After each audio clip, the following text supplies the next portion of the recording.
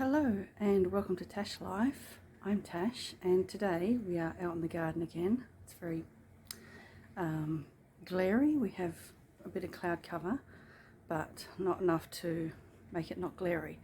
So we're going to be preparing some beds that I've never planted in before and planting some ornamental plants and see how we go with those, whether they live or not. Let's get into it. Okay, so this is one of the areas that we're working on today. This is where my clothesline is, just here. And we've got these two little panels of ground on either side of the path. So we're working on this one today. I'm going to scoop out all the pine bark and get rid of all the weeds and the bits of rubbish and pegs, and I've picked most of the pegs up all over the floor. I'm going to scoop the pine bark out, and I'm probably going to just chuck it on this side. The cats do like to come out here and poop because I've pretty much used up all their dirt, all their ground space for gardens, so this is one of the only spots left, and I will address that in a later video. But we're going to put these here. I'm going to get some sheep poo and some blood and bone, and then next time I go to Bunnings I might get a bag of the black mulch, just so that if we drop anything it doesn't land directly on the sheep poo. But this is what we're going to put here. Oxford blue. I believe it's supposed to be like a sort of a ground cover situation, and this does get it's got morning sun at the moment, morning shade at the moment, as you can see, but midday at least half of this, you see where the eaves are straight down, that will all be in sun, and then in the afternoon the sun will start coming in on this angle until the fence is in the way. So it will get a bit of sun, and they have been sitting here in this little tray for probably a month or more, so they are accustomed to being in this area by now. So I'll put them in some ground, some nice fertilized ground, and make them happier, I hope. And the other thing we're going to work on today, I've got these two here. One is a fuchsia,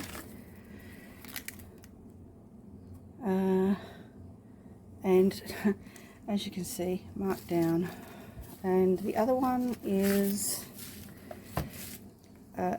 creeping thyme, and it's got little purple flowers coming on it, which is, it doesn't say what colour, but that doesn't matter. And what we're going to do with those,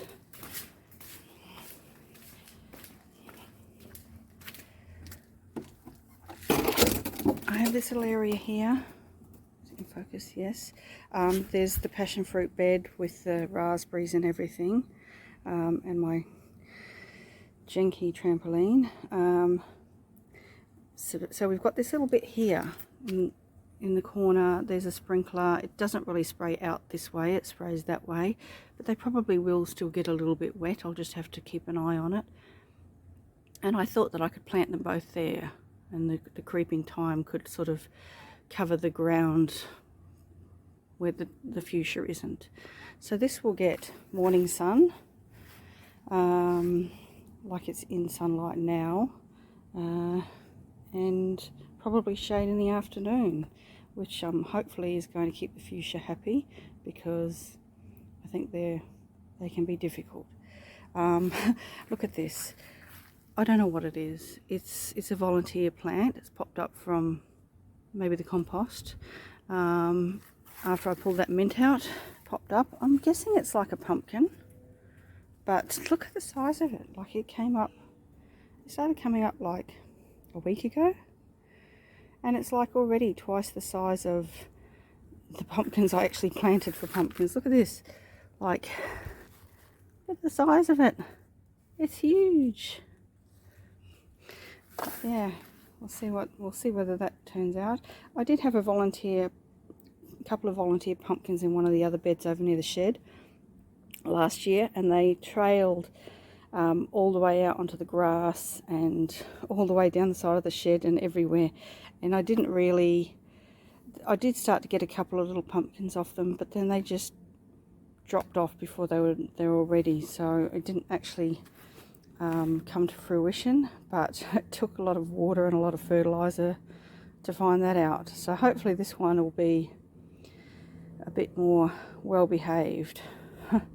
And he should be happy in there. He's got sheep poo and all sorts of stuff for all the others. So I'll set you up, get myself all sorted out, and we'll start doing the bed under the clothesline. Okay, hopefully this angle is okay. It's starting to get quite hot already, even though it's about 9:30. We've had some really hot weather lately, even though it's still in November. We've been having some stinkers. So try and get this done before it gets too hot.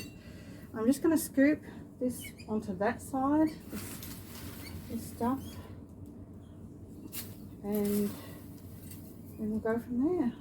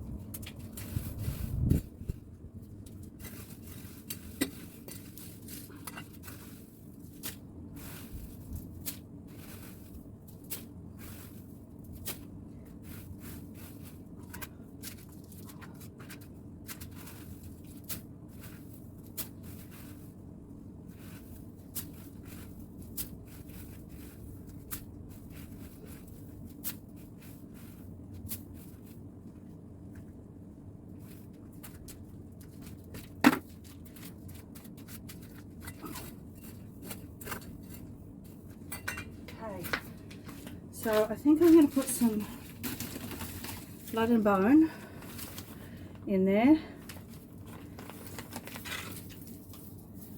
before I dig it up.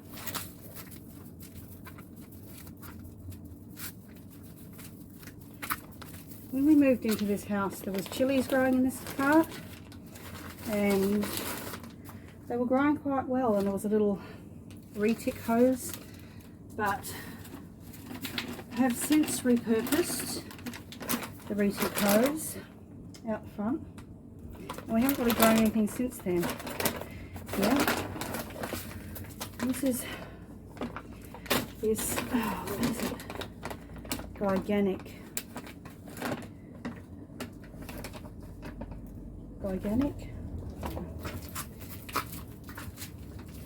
Says it's good for veggies, fruit and citrus. So I just put it everywhere. Everything gets that love. Okay, now I'm just going to dig this in a little bit.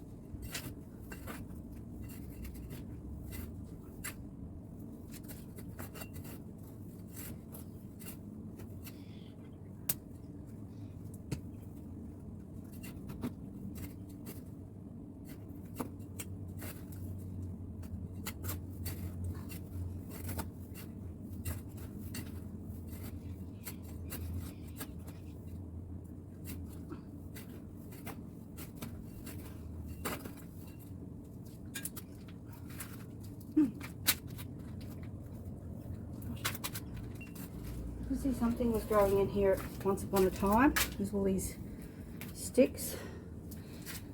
I think actually I did plant lobelia in here once, but I don't know why, but every time I planted lobelia, the kids always came and pulled it out before it got established. Fortunately, they're not doing that anymore, and I was actually able to manage to get it in the other bed to establish quite well. So, yeah.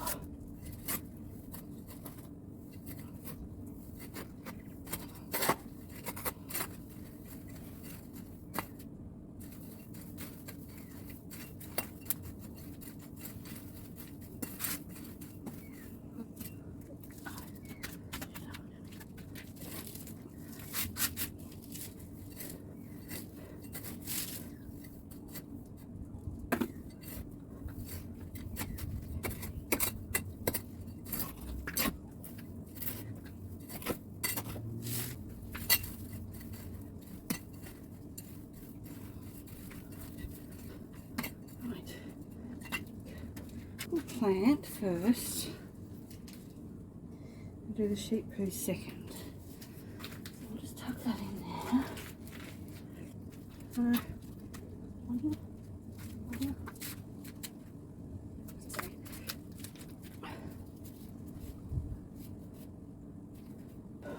Okay, so it doesn't say how far it's going to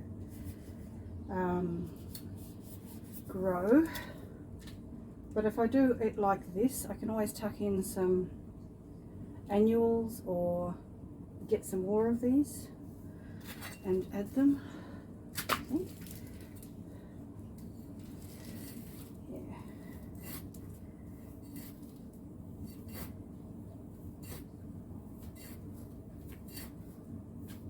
So this is what some of the dirt looks like here. It's quite sandy. There's probably a bit of like building sand in there as well because it's right next to the house and there are foundations. And if I dig down, there's like, see here, bits of concrete, part of the foundations. So yeah, that's what we're working with here. This is why I use all the sheep poo, because it's just pretty sandy, gutless stuff.